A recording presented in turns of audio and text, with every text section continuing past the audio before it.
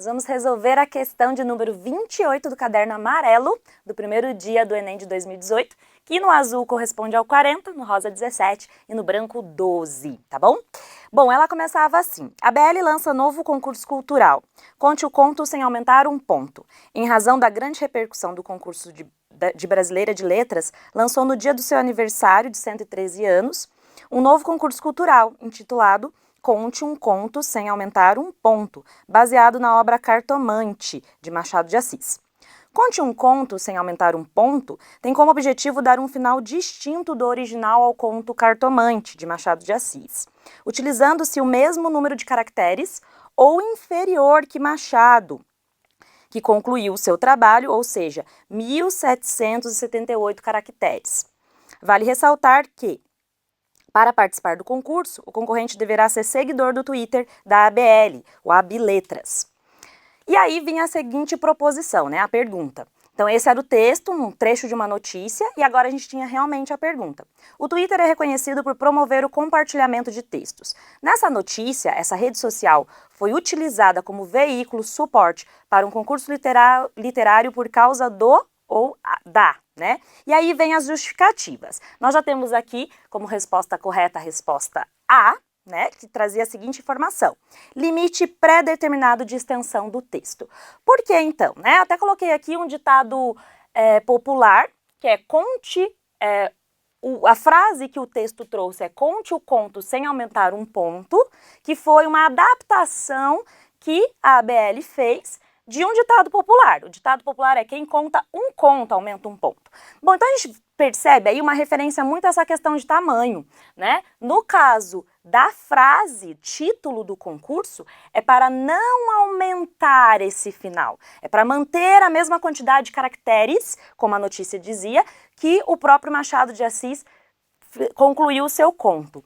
Ou uma quantidade inferior. Então, não pode aumentar o texto. Então, está se referindo claramente a tamanho de texto. Por isso, a alternativa que se justifica é a letra A. Agora, vamos verificar por que, então, não poderia ser as demais, né? A letra B diz o seguinte: interesse pela participação dos jovens. O texto não faz menção só ao Twitter, como exclusivamente dos jovens. Interesse pela participação dos jovens. Como eu já coloquei a explicação aqui, ele não faz uma menção só aos jovens, né? O Twitter é um ambiente mais aberto, então qualquer participante, seguidor da página da ABL poderia participar do concurso. Então não tem essa restrição para jovens, apesar de ser o público mais comum na internet e no Twitter. A letra C trazia a atualidade do enredo proposto. O enredo é o do conto Cartomante do Machado de Assis. E claro, fala de traição, fala de uma questão pessoal e social muito comum, que era da época na qual Machado de Assis escreveu, tem a ver com os dias de hoje também, mas isso não se aplica especificamente ao Twitter para ele ser escolhido como gênero, como suporte para esse concurso. Então não tem a relação com essa ideia de atualidade. Fidelidade a fatos cotidianos. Nem sempre o que a gente vai colocar no Twitter é fiel aos fatos cotidianos e nem o conto, né? Um conto literário. Pode ser baseado na realidade, mas não posso dizer que é fiel a fatos cotidianos. Dinâmica da sequência narrativa. Também não dá para garantir que no Twitter se mantenha essa sequência narrativa, tá? Como o texto da notícia se referia claramente a tamanho e o próprio título do concurso, né? O aumentar um ponto aqui se refere a tamanho, a alternativa que mais se justifica é limite pré-determinado de extensão do texto, porque se refere a tamanho. Olá, alunos! Agora a gente vai conversar um pouquinho sobre a questão de número 29 do caderno do Enem amarelo, do primeiro dia de 2018. No azul corresponde ao 41, no rosa 18 e no branco 13, tá? Então essa questão apresentava uma imagem de um texto de campanha de conscientização. Então dá uma olhadinha aí na imagem que está aparecendo para você. Se você foi vítima de assédio, rompa o silêncio. Denuncie. Ligue 180. E aí na imagem nós temos 3 mulheres, né? Uma mulher tampando os olhos, uma mulher tampando a boca e outra mulher tampando o ouvido. Você ao olhar essa imagem deve ter se lembrado de uma outra imagem, né? Essa imagem tem correspondência com aqueles 3 macaquinhos que a gente vê por aí, até nos emojis e tudo mais. Mas esses 3 macaquinhos fazem referência, na verdade, a um provérbio antigo, chinês, né, que traz a ideia de não veja o mal, não ouça o mal, não fale o mal. Tá? Então, o fato de tampar os olhos é para não ver o mal, tampar a boca para não falar aquilo que é mal e os ouvidos para não ouvir o que é mal. No caso aqui, foi usado com a imagem de 3 mulheres. E a pergunta era a seguinte: nesse texto, busca-se convencer o leitor a mudar seu comportamento por meio da associação de verbos no modo imperativo. Então, era uma questão mais de gramática, aplicando o modo verbal ao gênero específico. Então, é comum, numa campanha de conscientização, esse uso aí do modo imperativo, que nós vimos aqui, por exemplo, o verbo rompa e o denuncie. Então, a gente tem 2 verbos no modo imperativo. Qual é a associação da imagem das mulheres com o rompa?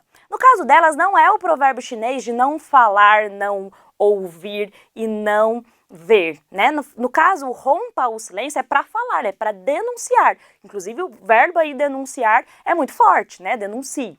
Então, a associação entre as mulheres, né? E a associação da imagem com os verbos, com o verbo no imperativo, apareceu onde aqui nessa imagem? Com as mulheres, tá? Porque é principalmente a mulher do meio, né? Que tá tampando a boca, que representa isso daqui. Rompa o silêncio, denuncie. E o fato de denunciar também tem a ver com o ver e com o ouvir, porque quando você denuncia, a sociedade passa a enxergar o problema, passa a ouvir o problema. Então, o que mais se justifica aqui seria a alternativa E, porque ela diz a utilização da imagem das 3 mulheres, porque as 3 mulheres correspondem aí ao que o verbo no imperativo pedia, romper e denunciar, romper o silêncio e denunciar. Vamos ver porque não poderia ser as outras, né?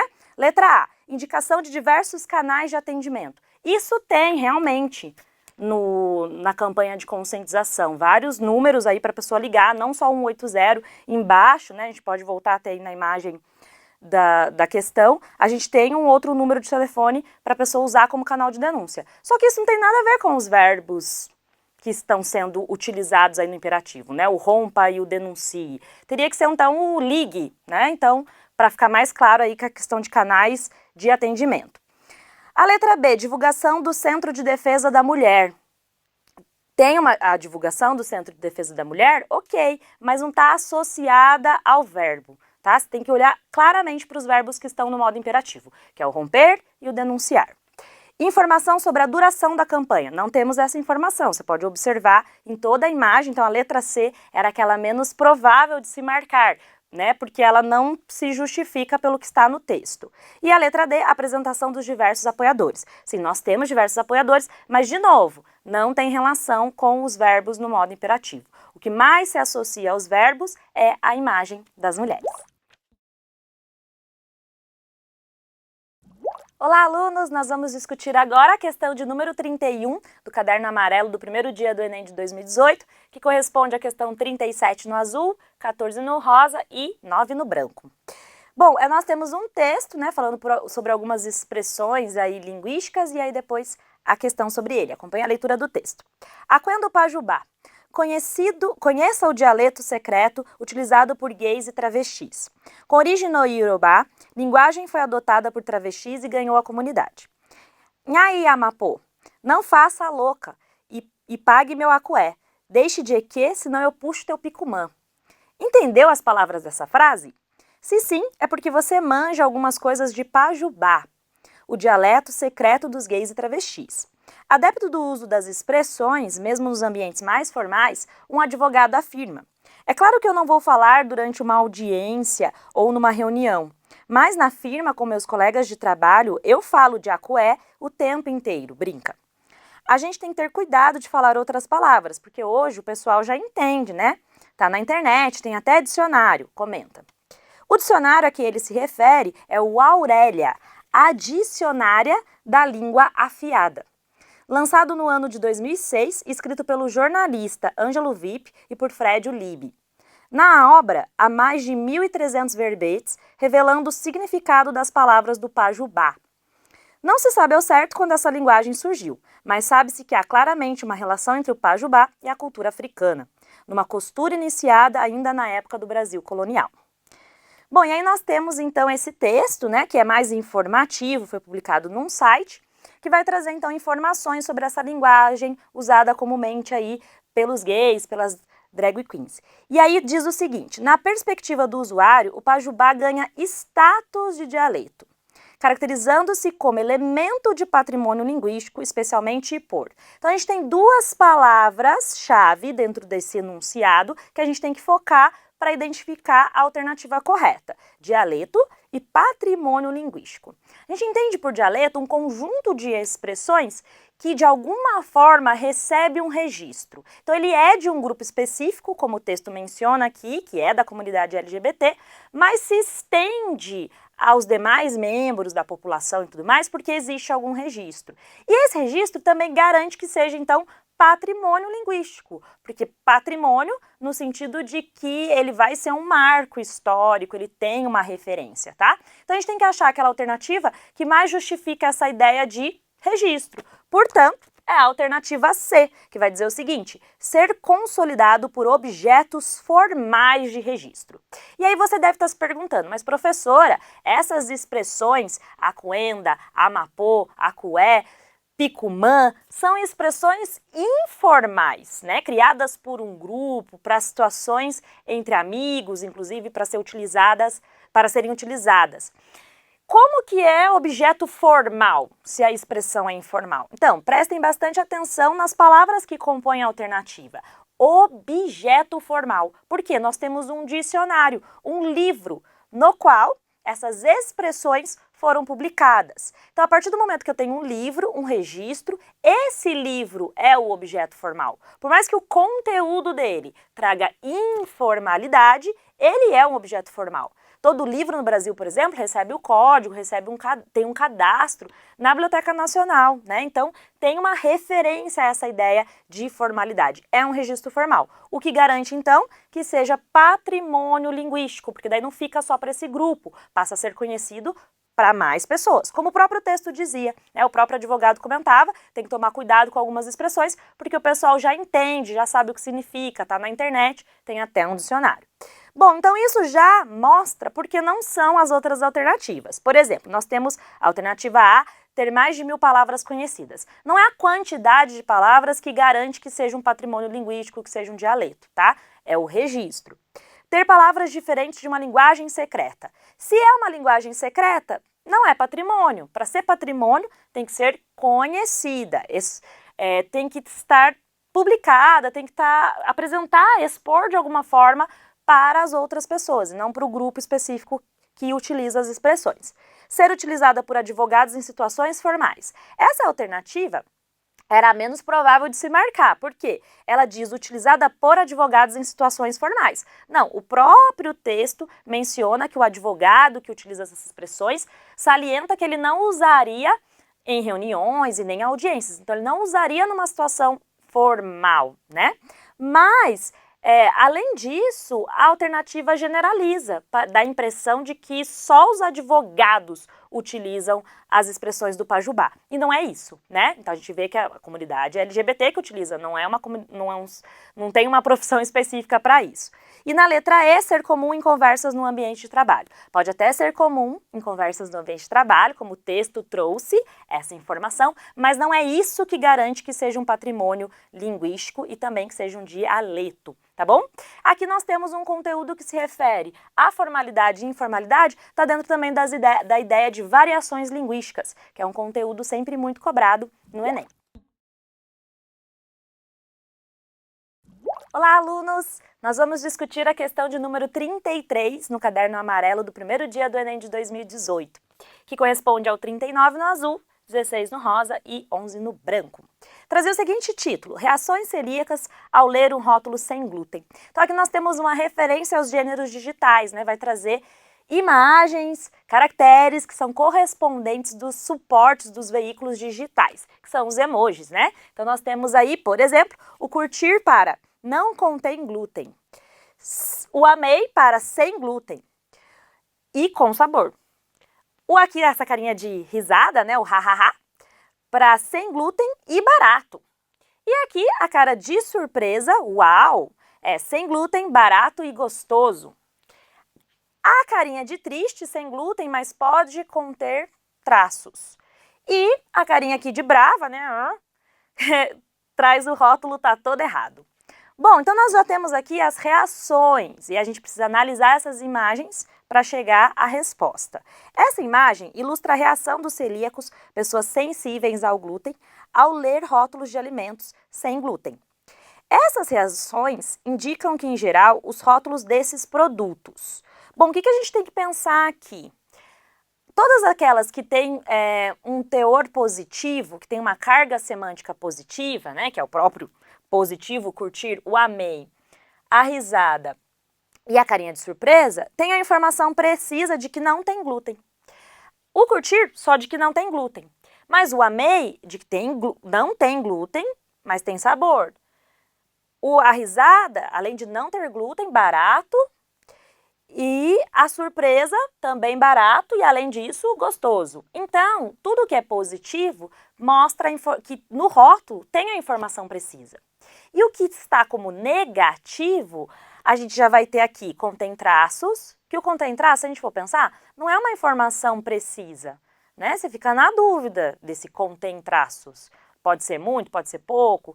E realmente um celíaco não pode ter contato nem com esses traços, então é um alimento que ele não vai poder consumir, tá? Então por isso triste. E aqui essa carinha de raiva, rótulo tá todo errado. Então a falta de informação mesmo, de repente, que esses rótulos trazem ou a informação equivocada. Bom, qual alternativa aí nós vamos ter como resposta correta? A letra E.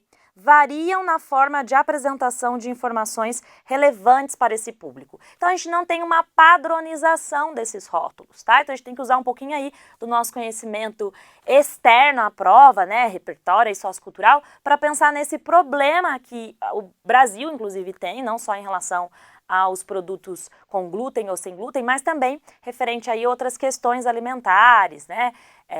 Também referente a questões aí de pessoas que são alérgicas. Então, a falta de informação é um problema.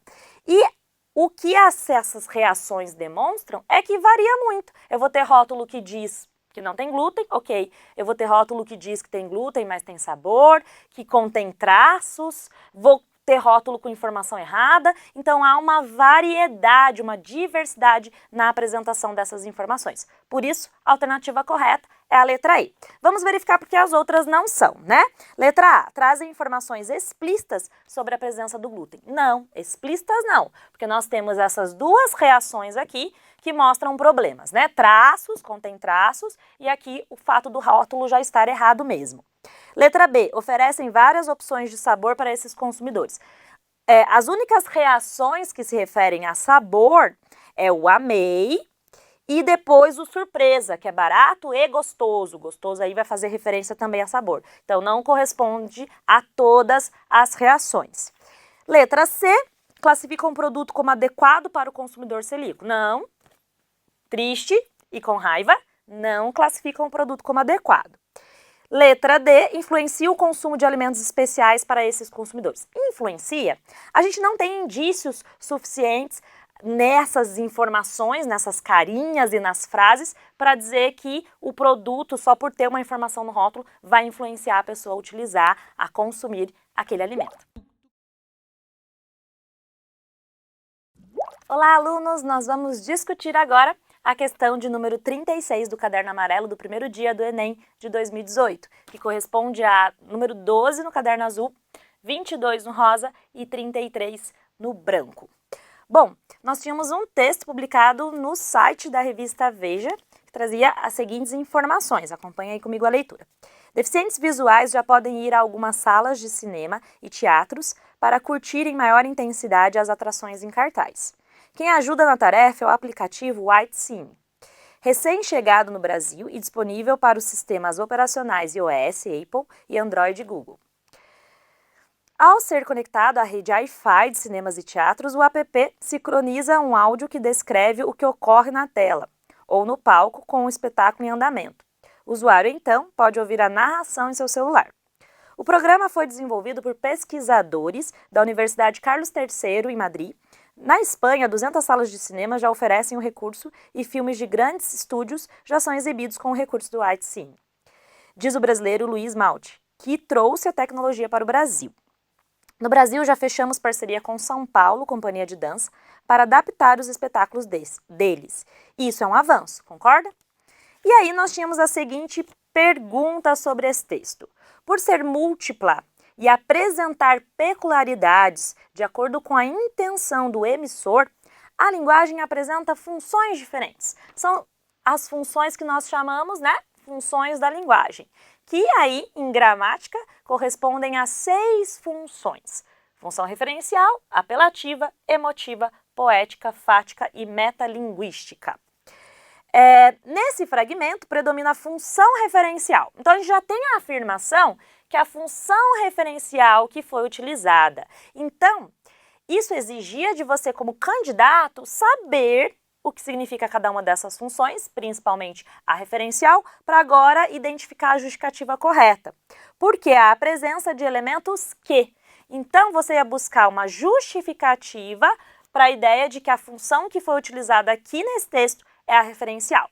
E aí a justificativa correta está na letra D, que diz o seguinte: expõe dados sobre o aplicativo usando linguagem denotativa. O que é a linguagem denotativa? É aquela que traz um caráter mais científico, formal, objetivo. É o que nós, inclusive, falamos que é a definição do dicionário, né, concreta.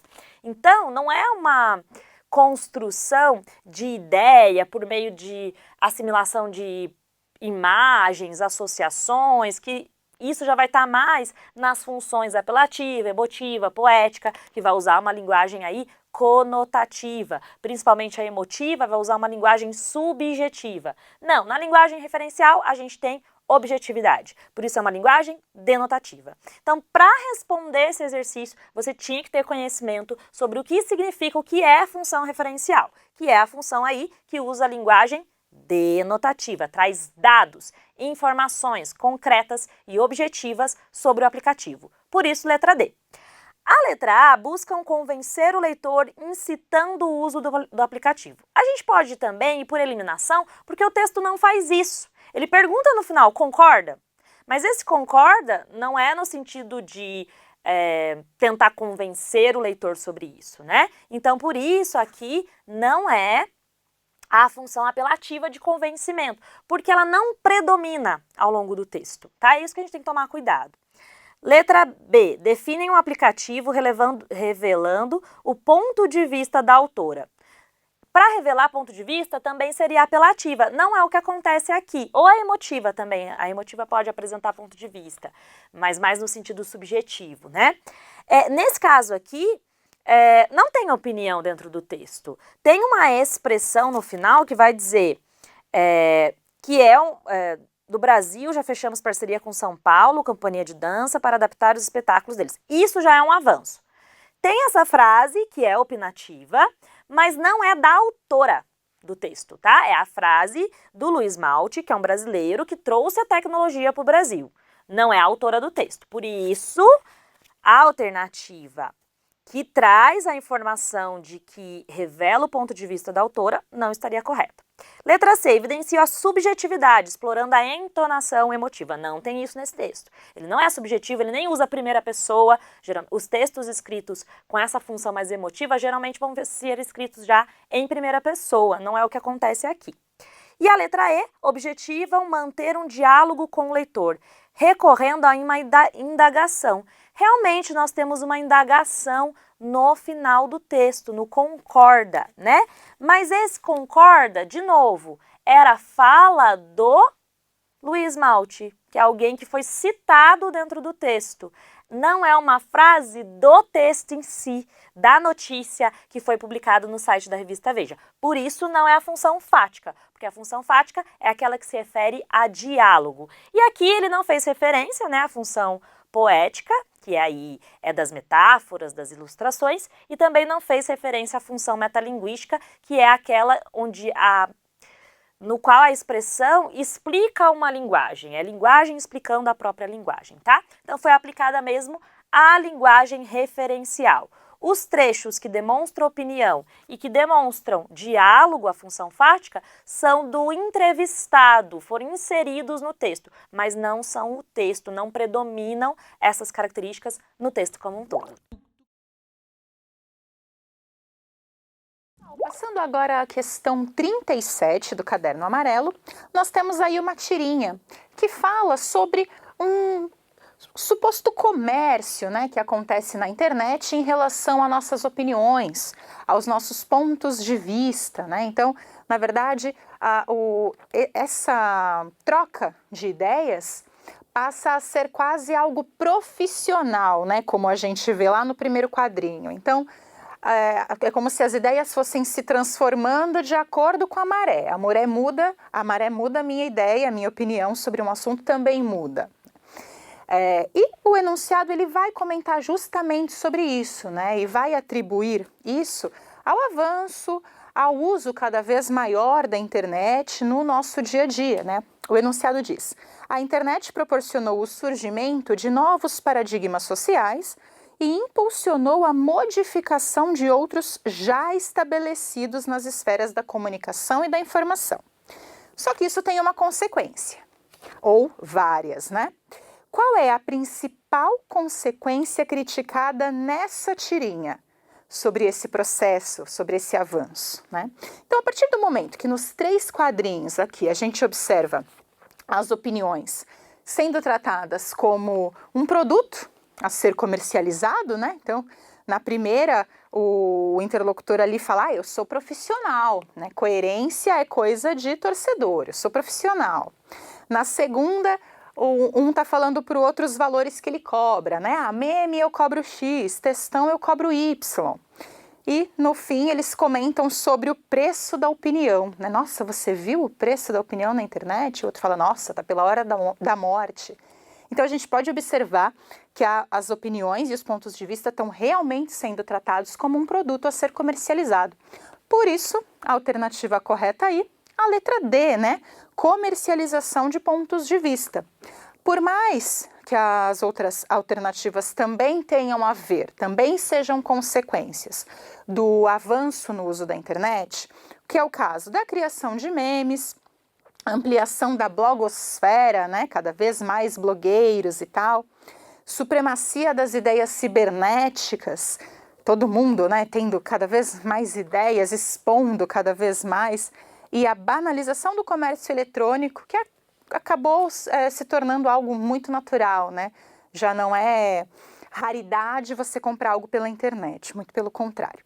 Então, apesar de tudo isso também ser consequência desse grande aumento no uso da internet, a que tem a ver com a tirinha em si, com o que está sendo abordado na tirinha, é a letra D. Vamos agora à questão 41 do Caderno Amarelo. E aqui nós temos uma questão de interpretação de textos, né? Aliás, mais uma. O texto aqui fala sobre as surpresas que a vida nos proporciona o tempo todo, né? Então a gente espera por uma coisa e acaba acontecendo algo completamente diferente daquilo que a gente imaginou. O enunciado diz: entre as estratégias argumentativas utilizadas para sustentar a tese apresentada nesse fragmento, destaca-se a recorrência de quê? Então, 2 pontos. Primeiro, a gente precisa encontrar qual é a tese, né, destacada nesse fragmento, ou melhor, apresentada nesse fragmento. A tese é justamente essa: o quanto a vida pode ser surpreendente, né? Isso a gente vê até lá na última linha do texto, né? Nós temos assim, ó, nos bastidores do universo, alguém troca nosso papel de última hora, tornando surpreendente a nossa vida. Ou seja, né, quebrando as nossas expectativas, revirando tudo o tempo todo. Essa é a tese abordada.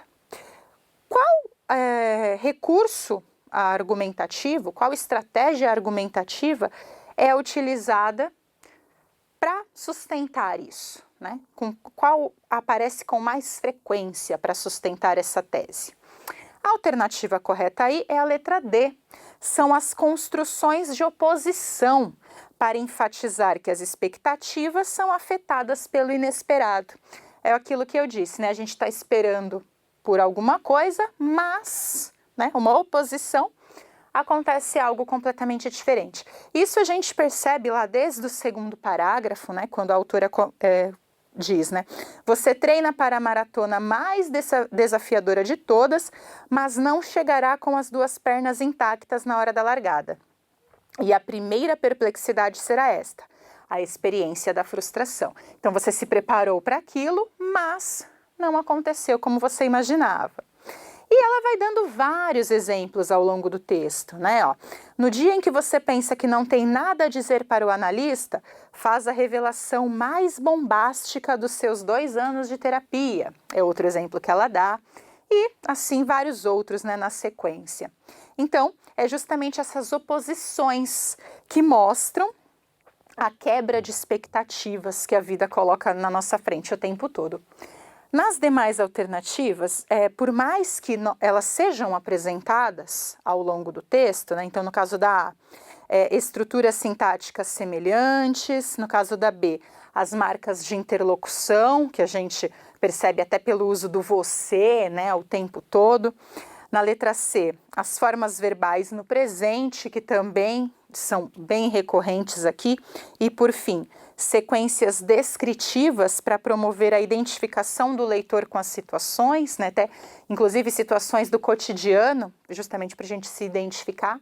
Por mais que todas essas estejam presentes no texto, o enunciado pede para a gente assinalar aquela que confirma a tese apresentada, que é de uma vida surpreendente. Por isso, a alternativa correta, construções de oposição, para enfatizar que as expectativas são afetadas pelo inesperado. Letra D. Seguindo agora a questão 42 do caderno amarelo. Nessa questão, novamente uma interpretação de textos, dessa vez sobre a Declaração Universal dos Direitos Humanos, né, que o autor aqui comenta que está completando 70 anos em tempos de desafios crescentes quanto ao ódio, à discriminação e à violência. Bem, em relação a esse texto, o enunciado diz: defendendo a ideia de que os direitos humanos devem ser o alicerce para todo o progresso, então atenção a esse destaque que o enunciado está dando, né? A diretora-geral da Unesco aponta como estratégia para atingir esse fim o quê? Então, de acordo com isso, né, com o fato de que os direitos humanos devem ser o alicerce, a base para todo o progresso, o que é apontado como estratégia para atingir isso? A alternativa correta é a letra C. A discussão desse tema desde a educação básica.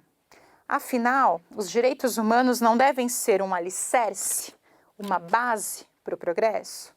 Então, eles devem ser inseridos, né, na nossa vida, na nossa educação, nas práticas de cidadania, desde a educação básica, né? Por isso, a alternativa certa aí é a letra C.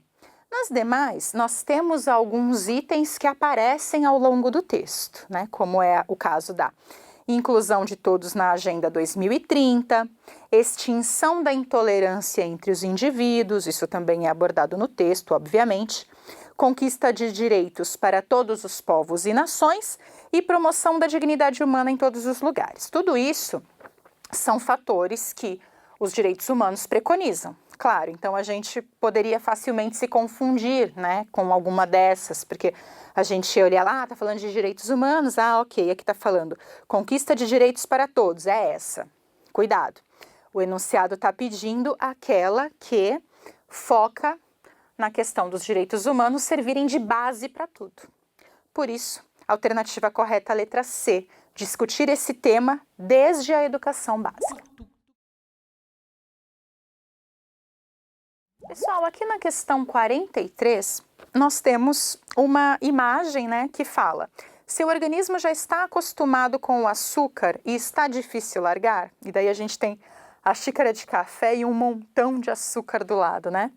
O ideal é ir se acostumando aos poucos, com cada vez menos açúcar. Então, uma dica de saúde aí presente na imagem, né? O enunciado diz: a utilização de determinadas variedades linguísticas em campanhas educativas tem a função de atingir o público-alvo de forma mais direta e eficaz. Aqui, isso foi atingido, né? Esse objetivo foi alcançado, na verdade. É algo bem simples, bem direto, né, falando sobre a diminuição gradual do açúcar nos alimentos. No caso desse texto, essa estratégia é identificada pelo quê? Então, nós temos tanto uma interpretação a ser feita, né, dessa campanha, dessa imagem, quanto lembrar lá das aulas de variações linguísticas, da norma padrão, da linguagem coloquial, né? Bem, a alternativa correta aqui, que apresenta a estratégia utilizada para atingir essa proximidade com o público, é a letra E, o uso de marcas linguísticas típicas da oralidade. Afinal, quando a gente lê aqui, a gente percebe uma interlocução, né, bem direta, como se fosse uma conversa, algo oral mesmo, né? Então, seu organismo já está acostumado com açúcar, está difícil de largar, né? Então, parece que é mesmo uma conversa entre amigos, digamos assim. Nas demais alternativas, discurso formal da língua portuguesa. Não, aqui a gente percebe o coloquialismo, né? A gente percebe que é uma linguagem mais tranquila, do dia a dia, né? De fácil atendimento, que visa atingir os mais diversos públicos. Na B, registro padrão próprio da língua escrita. Novamente, assim como na A, né? Nós percebemos aqui as marcas de oralidade, elas são claras, né? O coloquialismo é claro, então a gente elimina a B também. No caso da C, seleção lexical restrita à esfera da medicina, então por mais que seja aqui uma dica de saúde, não contém termos, né? Seleção lexical, não contém um vocabulário médico pertencente à área da saúde, nem nada disso, né? Eliminamos a C. E letra D, fidelidade ao jargão da linguagem publicitária. Assim como na C, também não ocorre, né? Não há nenhum jargão aqui de determinada profissão, então eliminamos por esse motivo. Até por eliminação, então, nós chegamos à alternativa correta, que é a E, o uso de marcas linguísticas típicas da oralidade.